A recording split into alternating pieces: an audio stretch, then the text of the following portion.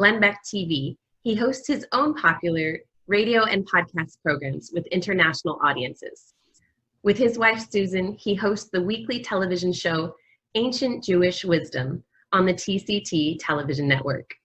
He is best known for condensing millennia of ancient Jewish wisdom into practical and entertaining books, audio, and video resources accessible to people of every background.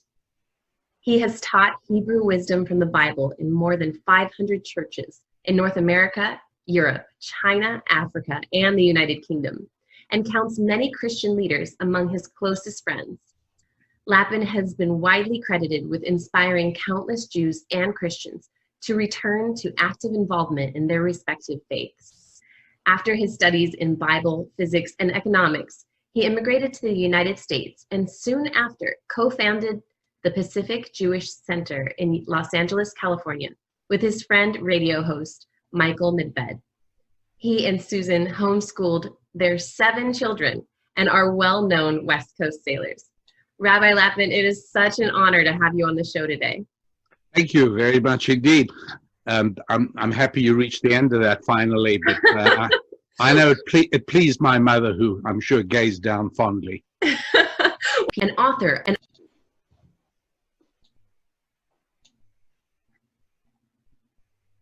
reached the end of that finally, but I know it pleased my mother, who I'm sure gazed down fondly. Well, you know, when you've done so much in your life, you have a very long intro.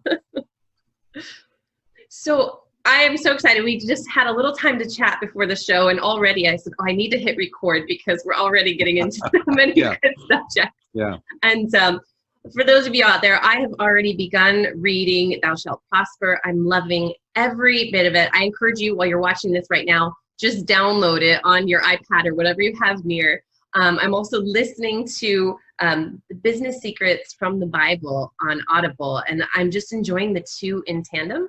So I encourage you, go out there, buy the books, enjoy them. You're going to learn so much wisdom, and today is just going to plant a seed to start that wisdom growing so that you can become a profitable person in a multitude of ways. So Rabbi Lapin, tell us a little bit about what this book is about, why people want to come read it. Yeah. Gosh, I should have known you were going to ask that question. I should have been better prepared, because there are different kinds of answers. For instance, one part of the answer is that over many years speaking to Christian audiences, and for many years I was, you know, a rather unusual figure, very diffidently and almost apologetically. Many people would say, Rabbi, I really am not anti-Semitic in any way at all, but I feel I can ask you this question, you won't get offended. No, I won't get offended at all. I think it's something to be proud about. Absolutely. Where I come from, making money is a good thing, not something to be embarrassed by. And so, yes. And so I thought, you know, this is a very valid question, and one worth providing an answer for, which I did.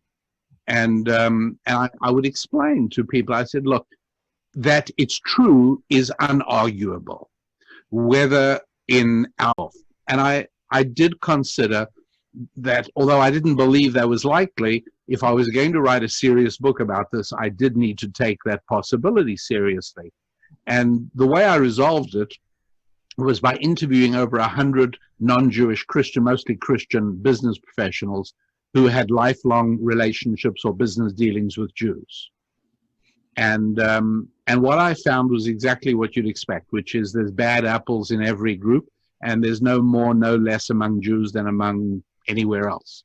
But as an explanation for Jews' disproportionate success, impossible. That doesn't explain why it is that 1.5% of America's population comprise about 25 to 40% of the Forbes list of the 400 richest Americans every year. There's just too many Jews on that list. So I had to look into that. I also had to look into the silly racialistic explanation, which is that poor Jews got killed by the Cossacks, leaving the rich ones to reproduce. And what's wrong with that, of course, is that, first of all, there is no discernible money gene in Jewish sperm. And number two, if that were so, you wouldn't find dissipating of Jewish fortunes after several generations. So at and the you end of wouldn't it all, find poor Jews becoming rich ones later if it was just a gene. and that's even a better argument. Yes, of course, made no sense whatsoever. And so finally, after debunking all the bogus explanations, I was left with absolutely no other idea other than that captured within ancient Jewish wisdom are hundreds, if not thousands, of tips and tools and techniques having to do with money. And that what happened is that, this gets absorbed. I mean, we read a portion of the Torah every week in synagogue, and boys turn 13 and have their bar mitzvah, and girls are 12 and they're expected to study. And meanwhile, at the dinner table, there's some conversation. And so what happens is, over the years, it gets absorbed into the culture. And so, whereas you do not find that many Jews playing defense in the National Football League, you just don't. And so their sons, the Jewish sons, are not busy compiling NFL statistics. They're looking at stock prices. Right. And you absolutely behind you. I thought about the part in your book where you talk about in any Jewish household, you go in and you see a lot of books. And there was a story in there that a man was coming to date a young woman, and the mom had cleaned up the room to make it really nice. And he almost walked out because he didn't see any books. And he thought, what would I have in common with these people? Right. Now, we're in my study right now, and I could rotate the camera to show you bookcases on every single wall, just leaving a little space for the door and the window. So, that is, of course, also part of it. And so I became absolutely fascinated, believing that I might be the only person seriously interested in economics and finance to look at this aspect of things without fear of being stigmatized as a bigot. Mm-hmm. Have you experienced that at all? A little bit. I get a certain amount of hate mail from Jewish people saying, stop perpetuating the myth of Jews and money.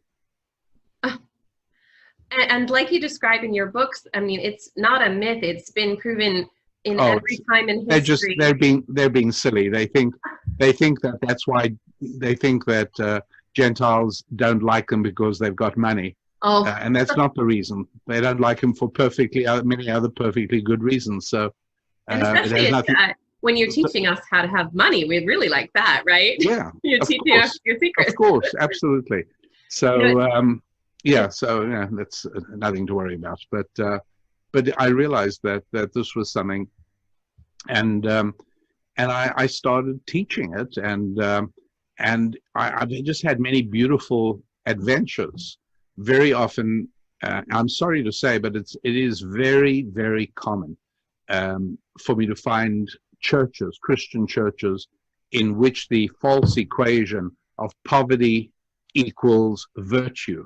Yes, let's talk about that. Believed in practice. And it's hugely problematic, of course. Yes. And so I love doing seminars and teaching programs at churches, and then coming back 6 months or a year later and hear the testimonies of how people's lives have been turned around, and how even the church, all of a sudden, from being a church that didn't replace the light bulbs and didn't do painting when it was needed because they were always short of money, all of a sudden turned into a church of people who had money to tithe instead of a church of very poor people.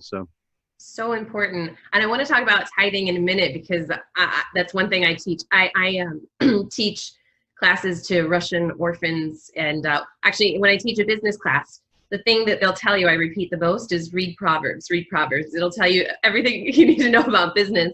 But I want to talk a little bit about something we addressed right before the show. And I always kind of joke that as Christians, we get so afraid of the prosperity gospel that we go all the way over to the depravity gospel instead. And you were talking about there's a difference between prosperity gospel and being prosperous. Can you tell us a little bit more about that? Well, it's a difference between prosperity gospel and ancient Jewish wisdom's teaching on money. A prosperity gospel is rightfully criticized because essentially what it says is, basically it's just the religious version of the attraction principle or the secret.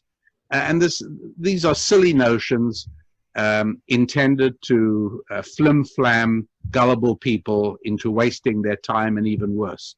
So it basically says that if you pray hard enough to God for whatever you want, you'll get it. Right. So please, God, I for a long time, I've been asking you for a Ferrari, but I've thought about it and I want to change it to a Porsche, if that's okay with you. And then they say, well, I guess God didn't hear my prayers. Of course he heard your prayers. He did. And then he answered you. He said, no. Right. Or he said, go out and work for it, right? Well, that's exactly the point. You're right.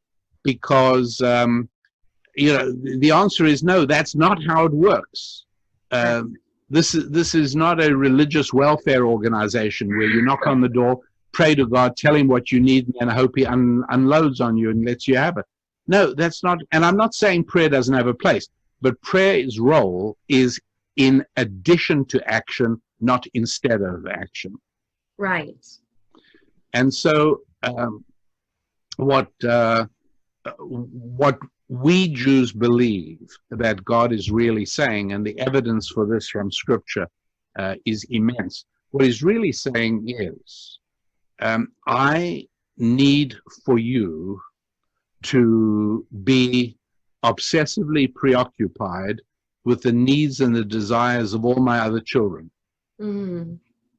And if you do that, I'll incentivize you. I'll reward you with the incredible blessing of financial abundance. Now, how does that work? Well, you think about it, that the first time that we see God getting grumpy, because right through the days of creation, God thinks everything is good. Oh, right. And then when's the first time we see God getting grumpy? Man Then he alone. finally says, it's not good for man to be alone. But up till then, everything was good. This is the first time that it's not good. Mm-hmm. And what we realize from studying the Hebrew text is that this is not God talking exclusively about Adam getting married to Eve. This is a general statement for everybody in every place in every time. Being disconnected from my other children is not going to be good for you. So now, if I want you to all start caring for one another, this is a little bit like an ordinary father who has a few children, and the last thing he wants to see is those children fighting. Mm-hmm. And so what he does is, as these children are growing up, every time that they care for one another and are kind to one another and play nicely with one another, he rewards them. And whenever they squabble, he penalizes them all. And so eventually, little by little, they learn. And his hope is that by the time he moves onwards to God's embrace, his children by that time will be sufficiently educated and conditioned and taught to care for one another and love one another. Well, that's a little bit like our Father in heaven as well. He also wants to see us caring for one another. And it's fine if we do that through the miracle of something he gave us called money. Mm-hmm. So he set up a system whereby the only way that I can get money if I want it, which I do, the only two ways are with a gun or by pleasing another human being. Mm-hmm. Those are my two choices. I can either take it from you by force, or I can make something that you want and sell it to you, or I can do some work that you need done and have you pay me for that. Those are the only two ways of making money. And so God has essentially set up a system where I spend 10 hours a day trying to please other people in the hope that they will buy my goods. What could be better than that? And when you think about it, that's what a purchase is. Mm-hmm. And this is why it's so important to understand. Imagine, if you would, let's say I walk into a shoe store because I want one of those sneakers with red lights in the heel that flash when you walk. And so I walk in there, and the storekeeper goes down on his knees, just like in a house of worship. Except there we call it a worship service, and here we call it customer service. Yes. But it's both service. And he goes down on his knees, and he takes off my old shoes, and he says, try on this pair for size. He puts them on, ties them, and then I stand up, walk around. I say, I feel like I'm walking on a cloud of sugar candy. This is great. I love this. And he says, well, would you like me to wrap them? I said, no, not at all. You can, throw away the old ones. I'm going home in these. And he says, that'll be $20. I give him the $20 and I walk out. Now, which one of us is happy and which one of us is miserable? Both are happy. We're both happy. That's right. And yet, in the minds of the Marxists, somebody is exploiting somebody else. But the truth is, he's happy and I'm happy. And what's more than that, we've both benefited financially. How is that? Yes. Well, let's do a little thought experiment. Why don't you come tap me on my shoulder and say, Rabbi Lappin, I see you've got a pair of shoes of the kind that the lights flash in the heel when you walk. It's just what I want. Can I buy them from you? I believe they cost $20. And I said, go in the store. I just got them. Get your. He said, they're out of them. You got the last pair. I said, oh, okay, fine. Will you accept $20 for them? What do I say? No. No. Why would I? Right. I'm sorry. I waited for a long time to find these in my. No, absolutely not. He said, okay, I'll give you $25. Forget it. $30. I'll give you $30. I said, look, I'm sorry, that's not happening. He says, okay, fine. $50. That's my last offer. Now I'm starting to think. I'm not an idiot. I'm Jewish. Eventually, I'll find enough. This is a decent profit for about 5 minutes of work. And I said, you know what? Fine. $50, you got them. And I'll go home barefoot. Fine. But what we've really done with this little experiment, we've just established that by my interaction with the storekeeper, I have changed my financial statement. My financial net worth went up from the $20 that I had in my pocket to now an asset worth $50. Right. We've just proved it. I wouldn't sell it for less than $50. And we can also go to the storekeeper and say, hey, you know what? Lappin walked out of your store with a pair of shoes that belong to you. If you like, we can bring him back. We'll get your shoes back, and you just give him back his $20. Storekeeper says, why would I want to do that? Those shoes cost me $10 from the factory. I've gained a profit of $10. I've now got 20. I'm as happy as could be. And the Marxist goes home pulling his hair out because he can't figure out how this can be. Right. And this is what God set up, that through the miracle of economic interaction, two people can be happier than they were before. And I want to touch on that economic interaction. As I've been listening and reading your books, you talk about business and the interaction of money actually being a spiritual interaction.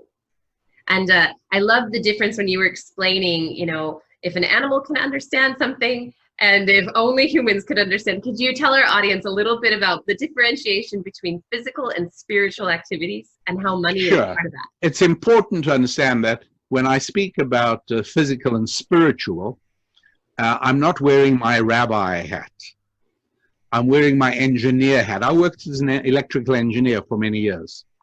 And so I'm talking strictly scientifically here. Physical is any quality or commodity that can be measured in a laboratory. Spiritual is something which cannot be measured in a lab. So my skin color is very physical. My weight, physical. My height, physical. How much hair I have or not, physical. How about my integrity? How about my resilience? How about my resourcefulness? How about my optimism?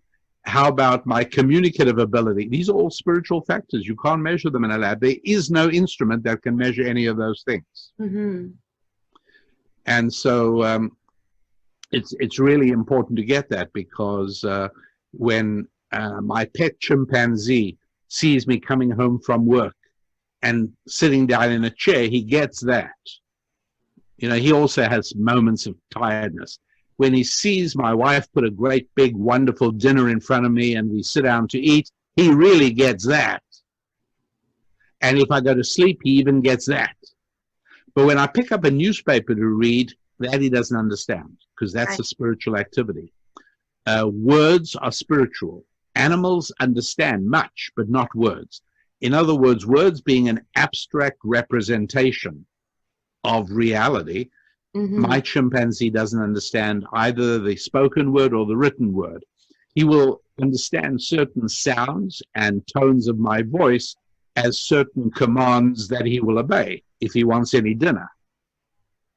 But he won't understand when I pick up my checkbook or my credit card and I go over to a store and I wander around the store, and eventually I walk out with a new cell phone and I hand over this paper to the store owner.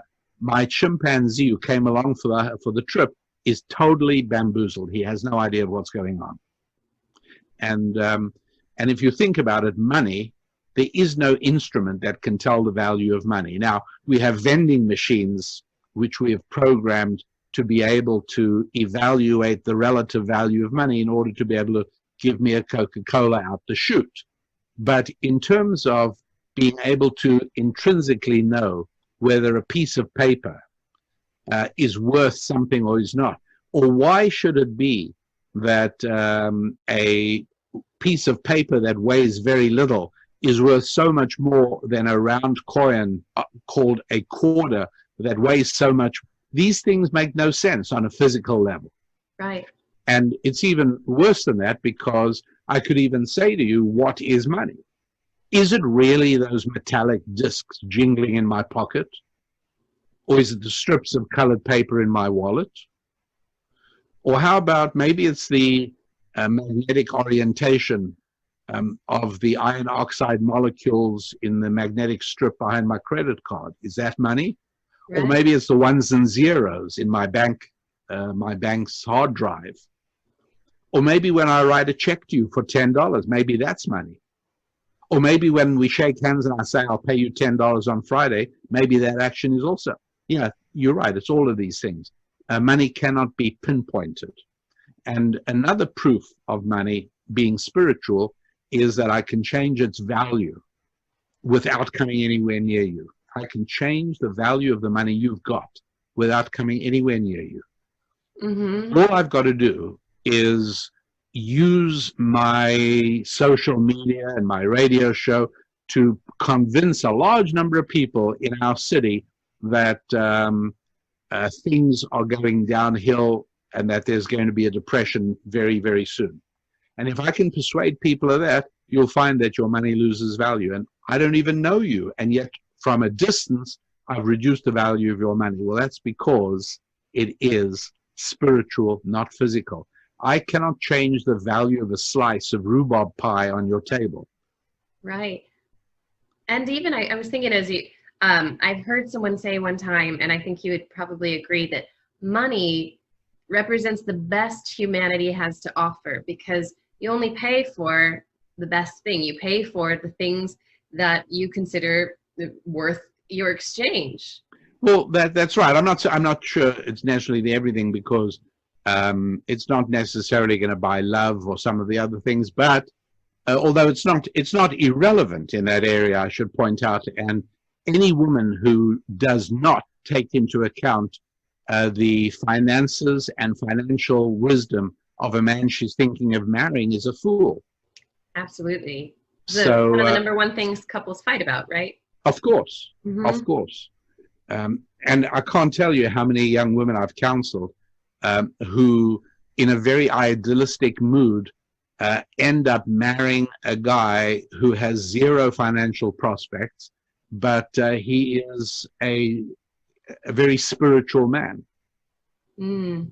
And I tell them, listen, I'm as helpful as I can be, but I can't waste my time. And so if you go ahead with this, my door is not available to you when you want to cry about the fact that you can't afford the things you need to even look after your future children. No, now's the time to be thinking of those things. And it's not just an abstract about, how much money a man's got. That's not it at all. It's his entire relationship to money. And money then represents the sum total of his relationships, his skills, his expertise. There's so much to it that you really get quite an interesting insight into a man by examining his relationship to money. And a lot of women do not get this at all, until it's too late, by the way. Absolutely. I think I heard of a Harvard business study that was done, I believe it was over 60 years. And I don't know the exact statistics, but it said that the men, it was all men at the time that they were doing it, who reported having warm personal relationships made disproportionately more. I think it was Harvard students, so it was hundreds of thousands of dollars more annually than the ones who didn't report warm personal relationships. And so this tie between relationships and money that you really talk about in your book, that everything, which is why it's so spiritual, is relational. That's right. It's relational with your customers and caring for them. And I love how you talked about in the book, even if you're an employee, that you look at your boss as your number one customer, and That's right. and his customers as your customers of your customer. And Yes. One of my favorite stories in there so far has been the lady who was working as a clerk at a grocery store. She was working as a cashier. Yes, as a cashier. In a supermarket. You're quite right. And she was, by the way, this I don't know how much, I don't recall how much I told about it, but this was in a church in Tennessee. Did I mention that it was in Tennessee? I don't think so. Uh-huh. No, it was in Tennessee. And it wasn't in any of the big cities. It wasn't in Nashville or Memphis or anyway, it doesn't matter. But I was, funnily enough, just today I was trying to think of the city it happened in. Anyways, I did this whole program, and she, again, I was due to come back to follow up, because sometimes with churches it takes 3 or maybe 4 seminars in order. And virtually all the members of the church was showing up for all of these. It was great. Wow. And so on a later occasion, I was back at the same church. Woman shows up, and same woman. Now, Reina, I'm not going to try and tell you that I have an intimate familiarity with women's fashions. I don't. But I can tell the difference between Sears and St. John. It's called St. John, isn't it? I'm not sure which one Shane say, but yeah, or Louis Vuitton or something, right? She's wearing an outfit. I'm not saying it cost $3,500, but she's wearing a $600-700 outfit. Nice. The last time I was, and I remember her very clearly. I mean, she was an attractive woman. She made an impression, and the last time she's wearing a $49 special. Something has happened. Yeah. And I couldn't wait to talk to her after the seminar was over, but apparently neither could she, because she was right there. And I said, well, I'm really happy to see you. And I said, there are things about you that I'm particularly happy to see. She said, oh, yes, I thought you'd noticed. She said, well, you said something last time that really got me, which was that I've got to see myself as being in business for myself. Mm-hmm. The grocery store is my customer, not my employer. She says, and I started thinking about what the implications of that are. And up till then, I realized my head was always down. I was hunched over, and I was I was looking at each item that I was running through the scanner and putting in people's bags. She says, I wasn't even aware who the customer was. She said, I totally changed that. I've been doing this stuff long enough. I can scan without even looking. Done. Finished. She says, I never took my eyes off their face. I do the credit card. I notice the name. Next time that customer's there, I address them by name. And she says, and I worked to that, and I got better and better and better at it. And eventually I saw that people went out of their way, even if there was a slightly longer line, to come to my checkout counter. So I would check them out. And I'd always greet them and ask them how they're doing. And eventually I got to know more and more about them. And one day, there's a guy at the end of the line. Finally, when everyone's gone, he comes through and he checks out some stuff. And I greet him by name. And he says, what time do you get off work? And she says, why? He says, I'd like to meet with you. She says, look, I'm flattered. That's very nice of you. But that's not where I'm at the moment. I've got 2 kids. I'm not looking for social engagement. He apologized. He said, no, I'm married as well. I'm not looking for a social engagement either. I want to discuss a business proposition with you. So they meet up after work at the coffee shop. And he says, I've got a very successful real estate company. A few weeks ago, my front office person left, and I need somebody to be my face to the public. And he says, I've just watched how you've interacted the last little while. He says, you don't have to answer me now. Here's my card. My offer is so much. And she says to me, he offered me 2.5 times what I'm making at the grocery store. So she says, bottom line is, I've been working there for the last 2 months, and I'm doing very well, and I love it. And that's all thanks to what you've been teaching. I said, well, let's hear it for ancient Jewish wisdom. Score another victory.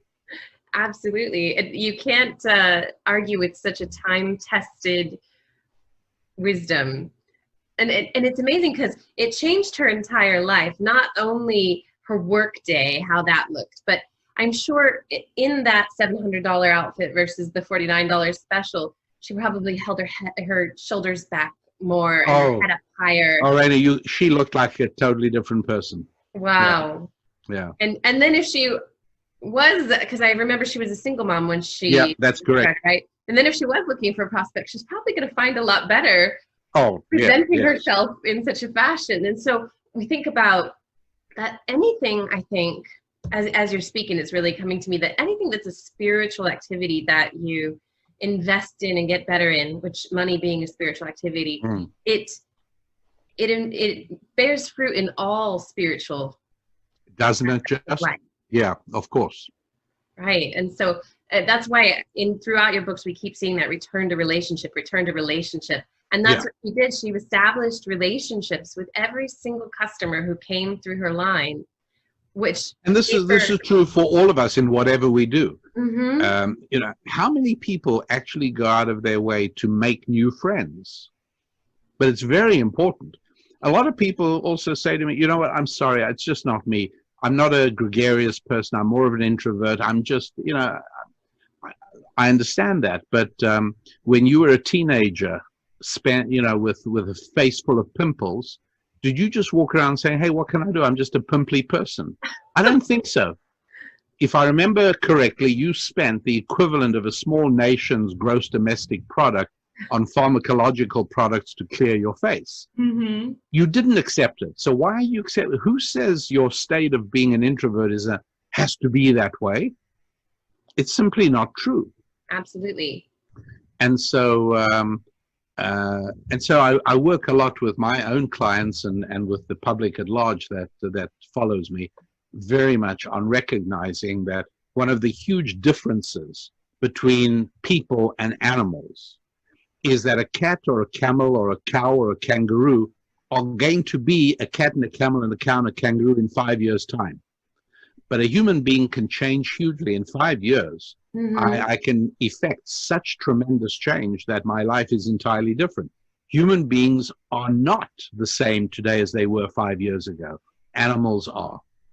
Yes, and you talk about in the book, the Hebrew word for the word Hebrew is one who transitions, is it? Man, I can't tell you what fun it is doing a conversation with somebody who actually knows something about this topic. This is amazing. I do a lot of interviews, as you can imagine. Yeah. Sorry? I've been fascinated with this. I've really felt that God has put it probably on all of our hearts, but I've accepted it. Just as you talk about Moses went and checked out the burning bush, right? Like I've accepted it that God's put it on my heart to be a prosperous person, and that as he prospers me, it prospers everyone around me Yes. and people that I didn't know, because I meet more people through being prosperous, and I'm able to, even the orphans I have in Russia have started their own businesses now, and things Yes. that, people thought they couldn't do because they were orphans at one point. And, by studying this and becoming more prosperous in myself, I know that I can continue to serve the world in a better and bigger capacity. So I've been writing notes in my phone when I'm reading your book and listening. And Really I've important. just really been absorbing it all, just loving this. It is very, and very you talk important. about Hebrew, the word Hebrew meaning, is it he who transitions? Yes, exactly. It is to transition, and that's the essence of this, not to say, well, I am what I am. No, you're not. You are what you could be tomorrow. And you talk also about the Jewish culture. One of the things that really sets it apart from other cultures throughout the ages is that they really embrace change and accept it as a fact of life. Well, change, we all recognize that change is scary. Yes. Of course it is. All change is scary, and we know that, and this is depicted in the book of Exodus, that the majority of the Israelites in Egypt rather stayed in the oppression they endured there than venture out into the unknown with Moses.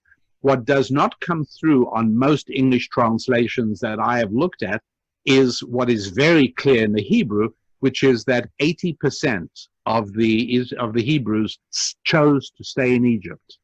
Really? Mm. Oh, That's amazing. You're right. Only 20% left. So only 20% actually even left the Egypt at all. Isn't that incredible? Mm. But it makes sense. I mean, really, you think about that 80-20 principle of life, that 20% is going to give you 80% of the results. Right. Yeah. Mm.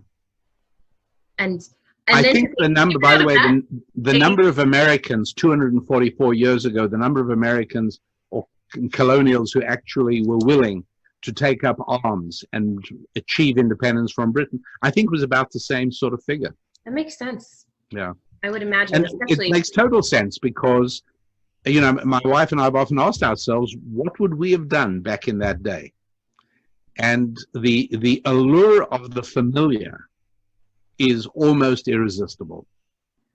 Not to mention, a lot of the people who had come over had already been through wars that they lost to the British. Yeah. Yeah. And so to think, all right, try again. Yeah, no, hard to know what we would have done. But yes, part of ancient Jewish wisdom is not dealing with change, but embracing change. Yes. And, I don't want to tie the topic of our conversation too much to necessarily just this brief period in history while we're talking. Yes. But a lot of people have said to me, under these conditions of the coronavirus, etc., I don't know how I'm going to manage. And I have to help people understand. It's absolutely true that there are just as many opportunities under difficult times as under good times. Right. If an entrepreneur, our job is to solve problems. And so when there's new problems, we have jobs to go after. Yes. And yes. The audience watching this knows that I actually, myself and someone I published a book with last year, right when coronavirus hit, within a few weeks, we actually threw a 5-day summit with 85 speakers teaching people how to start online businesses, how to, market themselves here. And so that you could come and in 5 days, watch all the material, not all the material, but to get started to change with the times that are changing now. And with that said, though, I want to talk about your opinion, and you didn't share it with me. You just gave me a little teaser before the show on what to do in this time. You talk about face-to-face interaction so much in the book, which we know is so important to human existence. Yes. What do we do right now when we're behind a screen all the time with people? Look, the important thing I think to remember is that every single increase in technology with respect to human connectivity has resulted in a huge and monumental growth in wealth. Yes. And so if we go all the way back to the 17th century, ships, and then all of a sudden we find that in the 18th century, and then on a late 18th and early 19th century, we got steamships, and all of a sudden the distance between Europe and America across the Atlantic was cut down to a third. There was this huge increase in wealth. It was remarkable. And then came railroads, another massive increase in wealth creation. And then came in 1844, came the telegraph. The first time in human history that a message could travel faster than a man on horseback. Yeah, incredible. And so all of a sudden, folks in Philadelphia could find out what wheat is selling for in Chicago today, right now. Right now. So the telegraph was like the internet of its day. It was a huge creator of wealth. Yeah. And then 1900 came the telephone. And again, a massive increase in wealth. And then came radio, advertising on huge. Then came television. And then in 2000 came the internet with, again, a huge growth of wealth. Every time anything increases and improves human connectivity, we have a growth rate. Obviously, the government's reaction to the pandemic has been the opposite of connectivity for obvious medical reasons. And so it's been separation of people. Naturally, the result is the opposite of creation of wealth, the erosion of wealth. It's without question problematic. But how quickly we adjust. Turns out that e-commerce skyrocketed during the first few months of 2020. And that was the direction of a lot of things. You know, it seems we have these little directions and then it takes off. Even this show right now, you're on the East Coast, I'm on the West Coast. And when we first started this show out last year, I was doing these in person. I was going to each church and business and so forth. And because of coronavirus, it kind of gave that reason that they have to take place online. And I've been able to interview people all over the world instead of right. But let's not assume that there's no difference. I mean, we're doing well. We're having a lovely conversation. But I think it would be quite different if we were face to face. It would be a different. It would be a different level conversation. So we must recognize that it's not the same. But heaven knows this is way better than nothing. It's a whole lot better than that. So there are opportunities that open up all the time, provided one does not get dispirited and pessimistic. Well, that's all through the Hebrew scriptures, right? Is the 80% that does get dispirited. And sometimes it's just a few people who maintain that faith that God is going to continue to work and that it will be, he's faithful.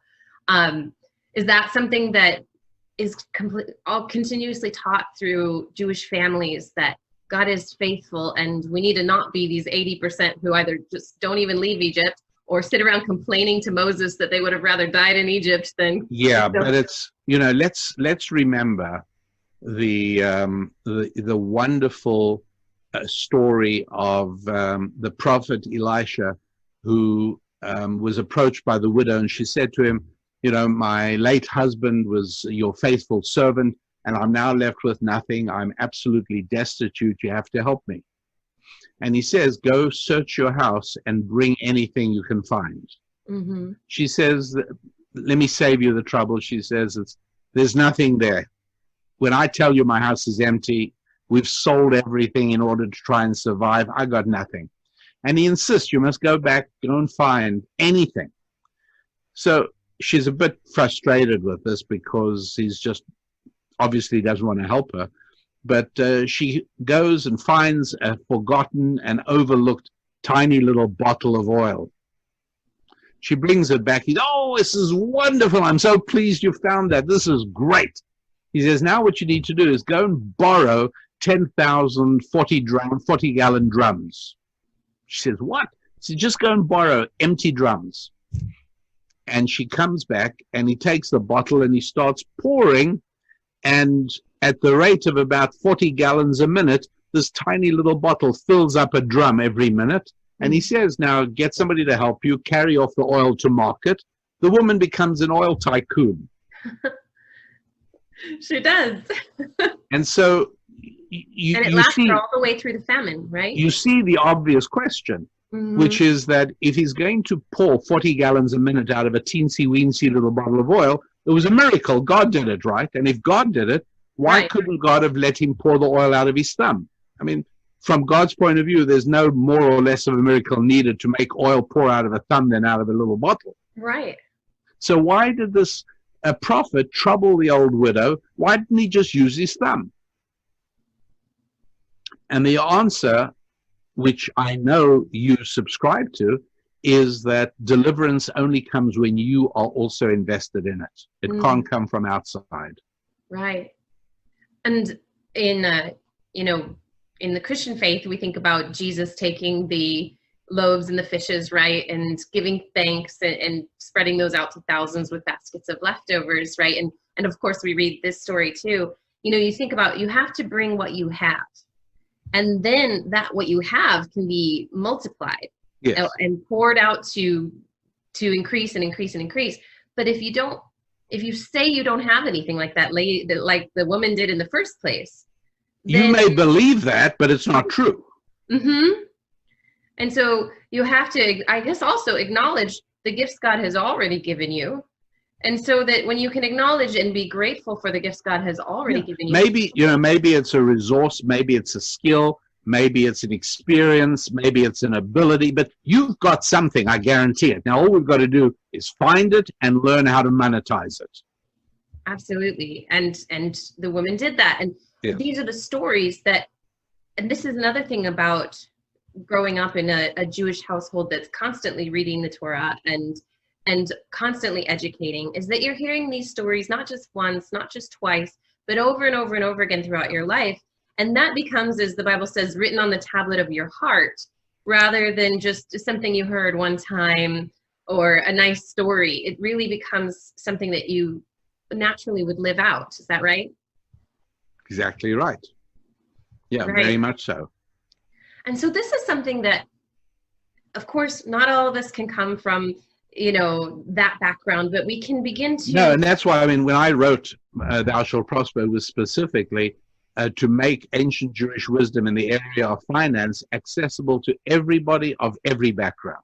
Yes, and I love how you've done that. And I love that we can really take this and leave a legacy moving forward as humans, whether we're Jewish or Christian or anything else, and take this wisdom and these cultural benefits that have benefited Jewish children that become business owners and productive members of society throughout all places in the world, throughout all history and time that we know of, and start instilling these in our children to come and our children to come, the ways that God has laid out for us to live a successful life in money, in relationships, in our every part of our beingness as human beings, to really live the spiritual teachings of God. And completely overcoming the very natural reticence and misgivings that people have about money, and realizing that money didn't just accidentally come into being by wicked people while God's attention was distracted by some local trouble spot. Money was God's plan for human economic interaction. Absolutely. And we see it over and over again in the scriptures. So sometimes when people, I talk to them and they say money's the root of all evil, or all these phrases we have to downplay the importance of money, I say, how come then when Solomon asks God for wisdom, God gets so excited, he gives him a whole bunch of money as well, that Solomon can then go forward and be even more influential with that wisdom. And that people like the Queen of Sheba and people from afar will come and seek that wisdom because of all that God has provided him. If that were bad, why would God give all these figures throughout the Bible wealth and influence, when they've been obedient to him and God's pleased with them? Yeah, absolutely. To think that would be bad, to me, just doesn't make any sense when we're reading these scriptures that God has put forth for us. So there's something that I haven't got to in the book, and I want to ask you before I get Sure. there. Yeah, You certainly. talk about balancing all four motivators to achieve the maximum success in all aspects of life. What are those four motivators? You sure you want to peek ahead? Yes. Okay, fine. If I'll you want absorb to. it more when it comes. All right, fine. It'll be that repetition that the Jewish kids get growing up. You're right about that, actually. Yeah. Sure. Okay, look. So you and me, we are both physical and spiritual. Mm-hmm. We both have physical needs, and we also have spiritual needs. So there are certain things that are important to us which cannot be measured in a lab and which my pet chimpanzee does not get. For instance, we want our friends to think well of us. Mm-hmm. That's a spiritual need. Yeah. We want a connection with God. That's a spiritual need. We want a feeling that we understand how God's world works. We don't want to feel, like an Englishman being dropped into his first baseball game. Yeah. He's not going to be able to play, and I know of what I speak. Trust me. I tried to play cricket, so I know the opposite of that. Yeah, right. It's nice to understand the rules of the game that we find ourselves in, and that desire to know the rule, it's also spiritual. So we obviously have physical needs, but we also have spiritual needs. Now, this world in which we live has the ability to convey to us physical commodities, right? Like an apple or a drink of water. Yeah. All things that my chimpanzee understands. But this world also has the ability to convey to us things that are spiritual, such as understanding, such as esteem. These are things that come to us from the world outside of us, but they're not physical, they're spiritual things. And so what we end up with, and the reason it ends up being 4, as you said, is that you end up with a little 2x2 matrix. And the 2 vertical columns are what the world provides in spiritual and physical form, and the 2 horizontal columns are what I need in physical and spiritual form. And so if we take a look at the first quadrant, where the physical supply of the world matches my physical needs, you will see that in there are food and shelter, basically. Okay. How about the physical things that the world supplies, which is the square just underneath that, the physical things that the world supplies, but they fulfill my spiritual need. In other words, I will not die if I don't get them, but they contribute greatly to the fullness of my life. That would include a savings account, life insurance, a boat. Yeah, to go sailing. Right, exactly. Will I die without any of these things? No, of course not. They fill a spiritual need of mine, that's all. But the world supplies them physically. And then I've got to think about the things that I need physically. That's the next square on top over. I need them physically, but the world supplies them spiritually. Now, this is an interesting one. One of the things in this square is the esteem and friendship of other people. Well, you might say, I don't understand. Why would you die without that? Because this is a physical need of mine supplied spiritually by the world. Nothing, the chimpanzee will not notice anything being handed over to me, like when he saw an apple coming to me. Right. But this is just that people in the world like me. What's that got to do with my physical survival? Well, if we note, are you actually in Los Angeles? Yes. Then I don't have to tell you about the homeless problem. Yeah. Well, one of the distinctive characteristics of the overwhelming majority of the homeless people is disconnection. Mm-hmm. Yes. Disconnected from family, Mm-hmm. disconnected from friends, disconnected from work, from employers. They are very, very disconnected people. Yes, I've heard it said that you become homeless not when you run out of money, but when you run out of relationships. There you go. Mm-hmm. Beautiful way of putting it. You're 100% right. Yeah. Without relationships, you actually do deteriorate. You stop taking care of yourself. You go downhill and you die. Yeah. So yeah, that's very much of a physical need.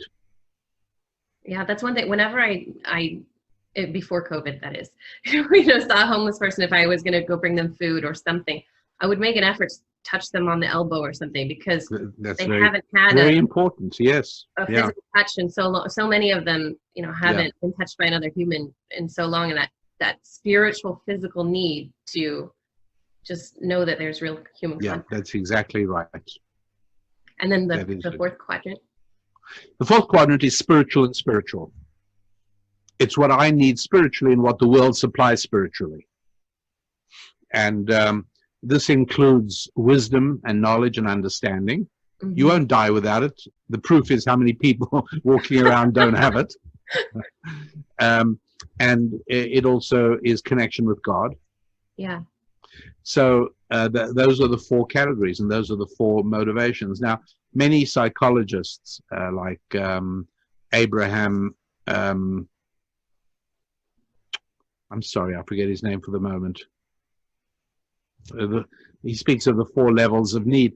He's just, they've just found other ways of expressing this. And Maslow's hierarchy, there's all kinds of... Maslow, that's what I'm thinking. Yeah. Abraham Maslow is who I was thinking of. But bottom line is that this is what they are, and this is the way of understanding why we do, as we are both body and soul. We're not just body, we're not just soul. Yeah. We're neither apes nor angels. We're somewhere in between. That is why there are these four areas, and keeping these four areas satisfied is really at the core of a successful and fulfilled life. Absolutely. One thing I want to touch on before we go too, you mentioned that movies and TV, our general pop culture, they conspire to make us poor. And even sometimes, church messages can. So tell us about how pop culture tends to lean towards making us poor. It romanticizes that, perhaps.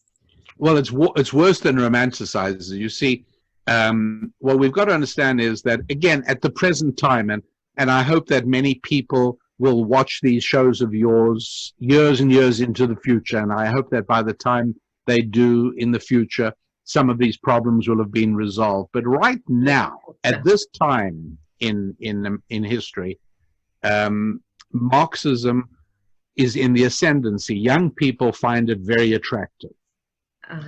And instead of calling it Marxism, because it's giving a great deal of credit to a very unworthy and unimpressive individual, but we should really just call it secular fundamentalism. It's another belief system. And part of the belief of secular fundamentalism, see, how do you distinguish between a tennis club and a religion? A religion has to answer the question of where we came from. A tennis club doesn't. And there really are only two explanations for how we got to this rather lonely speck of planetary substance on the outer reaches of a galaxy far, far away. Yeah. Why? And how did we get here? And the two explanations are, you've got to pick one of them, because there isn't a third. Nobody has ever yet told me of a third way. And I've said these things for many, many times.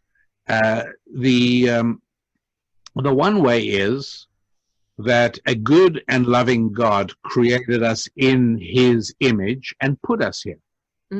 That's one way. I can't prove it, neither can you. But I know that's what happened. But there's another explanation for how we got here. And that is through a lengthy process of unaided materialistic evolution, primitive protoplasm turned into ballerinas and bookkeepers. You shouldn't laugh, because it's really rude to laugh at other people's religious beliefs. You know, I actually, I used to be fascinated by this subject because that was often the big debate, right? And I read this book by an astrophysicist and a biochemist, and neither of them were religious when they started. But they came to the conclusion through all their studies that though an amoeba can be grown in a petri dish, and it can sprout legs and evolve, for the amount of time that it would take for an amoeba to do that, first of all, we would have to be billions and billions and billions of years older. That's exactly why they postulate a billion-year universe. Right, and they said the Earth was so volatile with volcanoes and all kinds of things that there's no way that amoeba could have ever survived in the volatility of the Earth at the time.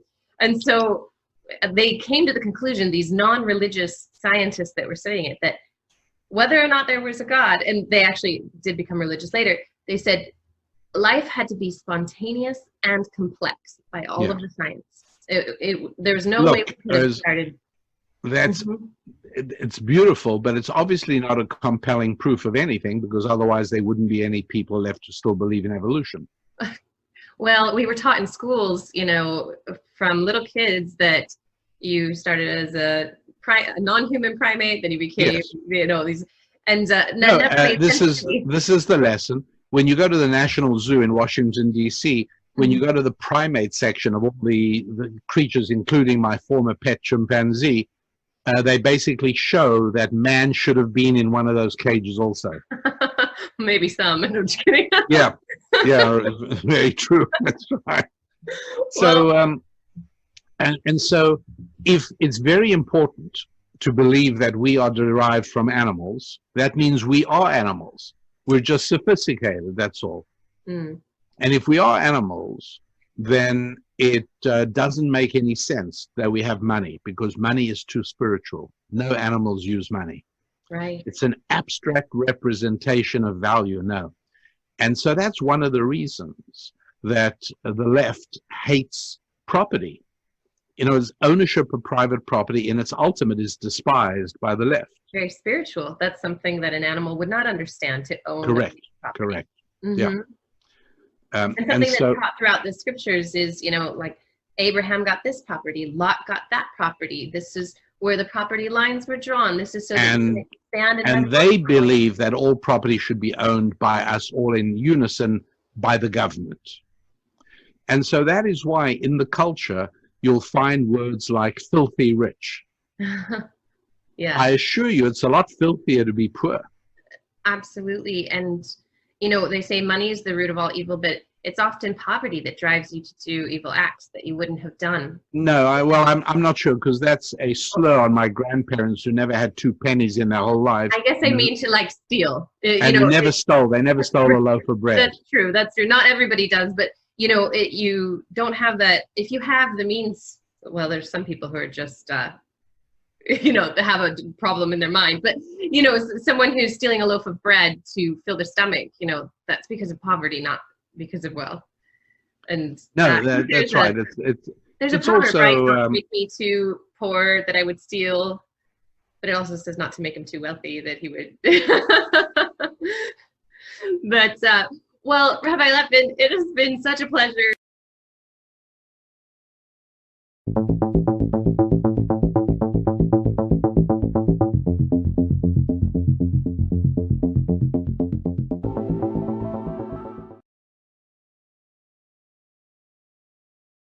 Under normal circumstances, I'm on the West Coast a lot because I am at heart a West Coast boy. I'm a West Coast as well. We always joke West Coast is the best coast over here. No offense to the East Coast listeners. I know it's great there too. I love coming in. I love being on the East Coast because I get to wear the most posh clothes, you know, and it just, here everybody's always so laid back. You don't have a chance to wear your fun posh clothing. So yeah, right. Thank you so much for being on this show. We really appreciate it. It's a great pleasure. Yes, great pleasure. Thank you. And for all of you watching, thank you again for watching. And until I see you again, may the Lord bless and keep you, cause his face to shine upon you, and nourish your soul.